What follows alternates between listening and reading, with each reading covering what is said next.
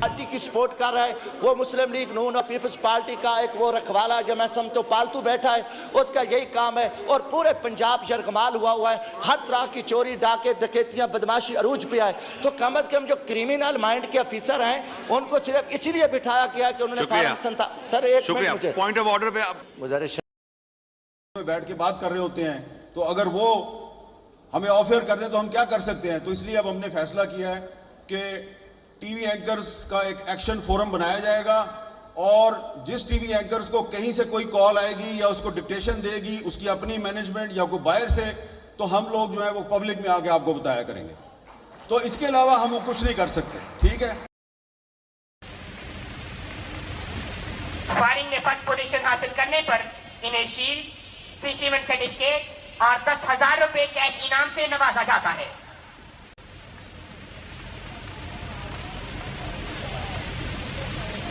Hafiza Isha course में all round first position हासिल करने वाली लेडी पुलिस अफसर जिनका ताल्लुक फैसलाबाद से है।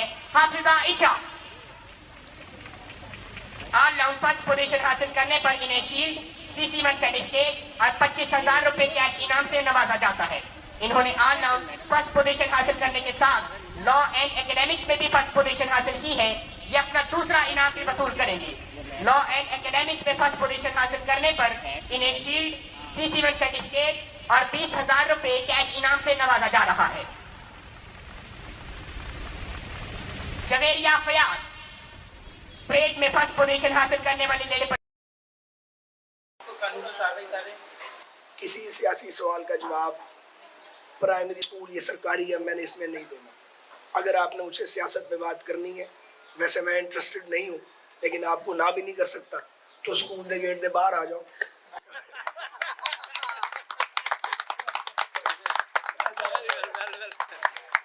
गेट से बाहर आ जाओ तो seriously on a serious note आप गेट पे आ जाएं। मैं वाकई यहाँ पे सियासी बात नहीं करूँगा, मैं ये अदनान बिल्कुल नहीं करूँगा। आपको फिर एक और जेआईटी बनी, उसने लोगों से बयानात लिए, कुछ नहीं हुआ।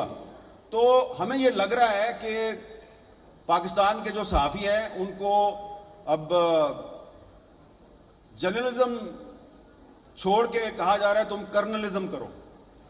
तो हमने तो भाई जर्नलिज्म ही करनी है, वो वाला काम नहीं करना जो जनरल ज़ियाउल हक के दौर में होता था या जनरल परवेज मुशर्रफ के दौर में होता था।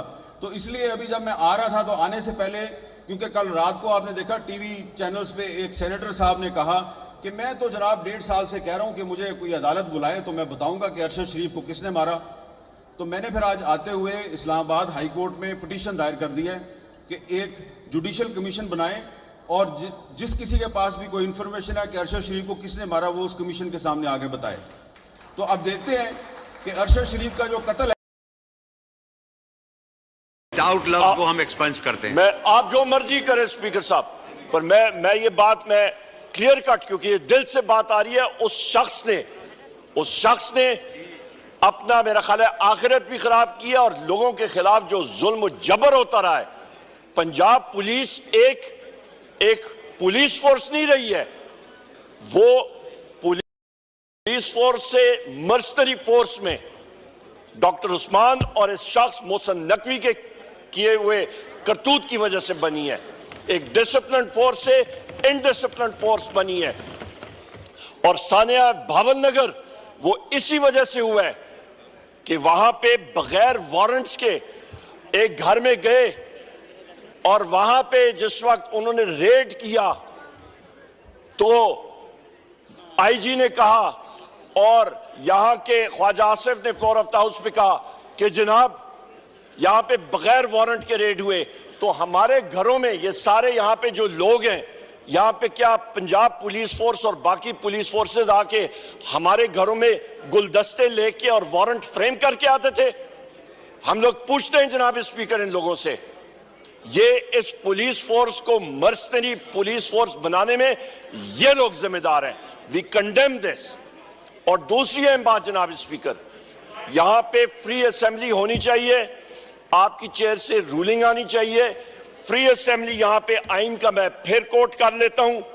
और दूसरी अहम बात, भावलनगर में ये एग्जाम्पल बनती है कि जिस वक्त पुलिस फोर्स किसी घर में बगैर वारंट के जाए और पुलिस गर्दी करे तो 50-100 आदमी इकट्ठे करके तो उनकी धोबी पटकार या धोबी दुलाव और डड्डू परेड कराएं तो वो सुधर जाते हैं। क्या ये मैसेज उन्होंने दी है? जनाब स्पीकर, उस इंसिडेंट का मैं फिर फ्लोर ऑफ द हाउस पे बात करता हूं, भावल नगर इंसिडेंट का, वहां पे आपकी जुडिशियल इंक्वायरी होनी चाहिए और उसके साथ साथ आज के हवाले से और उसके सामने और जनाब स्पीकर, आज फिर मैं रिपीट करता हूं, पूरे पंजाब में रात से रेड शुरू है। We condemn that, we condemn this. Order in the house. आप तशरीफ रखें अपनी सीटों पे।